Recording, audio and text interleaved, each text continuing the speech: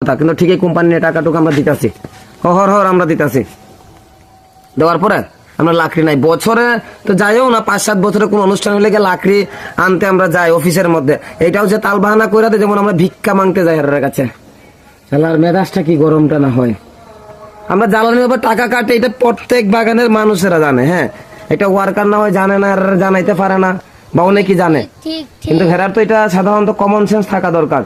লাকড়ি বাবদটা আমরা, জ্বালানি বাবদ তো আমরা টোটাল কোম্পানির টাকা দেওয়া হয় হাজিরার থেকে, কিন্তু এটা যেহেতু দেওয়া হয় টাকা যেহেতু কাটা হয় চা শ্রমিকের, এখান থেকে যেহেতু লাকড়ি বাবদ মানে জ্বালানি বাবদ যেটা আমরা তোরা দিলেই পারে, অত তাল বাহানো অত কাহালি না কইরা, কথা বুঝছ? এগুলো লেগে না মাথা ঠিক থাকে না আমার। ভাবতাম তাহলে আমরা দান দক্ষিণা করে হইলে একটা কথা আসলো, দান দক্ষিণাও করে না, প্রত্যেকটা দিন আমরা হাজিরা থেকে কাটে জ্বালানি বাবদ খরচ। এরপরে মানুষের মন পায় না, উচিত কথা কইলে আজকালকে ঝামেলা। ঠিকই বললি, আমাদের কথা যে কেউ না চিন্তা করবে, সব যে পকেটে পকেটে ঢুকে গেছে।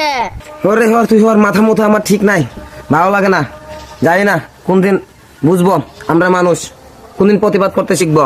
তা বুঝতো না, প্রতিবাদ করতে শিখতো না। তারা যারা পাওয়ার, যারা কথা কওয়ার, এরা পকেট ভর্তি ভর্তি জিনিস পাইতেছে, লাকড়ি কো, চা পাতা কো, অমুক কো তমুক সব পাইতেছে।